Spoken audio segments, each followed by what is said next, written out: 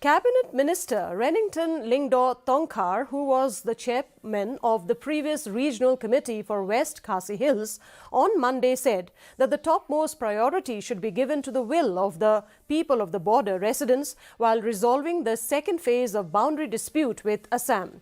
Pointing out that the MDA government showed courage and intent in resolving the 50-year-old issue, Tongkhar refused to accept that Meghalaya lost out in the first phase and added that there can never be a perfect solution.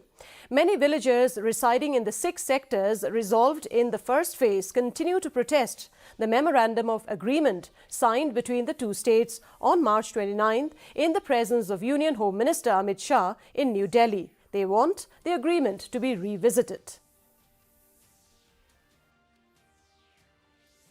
They should be considered as a top priority. Why I want to say so? Because we want to settle, we want to see that those people staying in those villages, they will be happy. As long as they are happy, our settlement may not be termed as successful, because we want to have this settlement to ensure that people residing in those border, they will be happy and they will feel secure.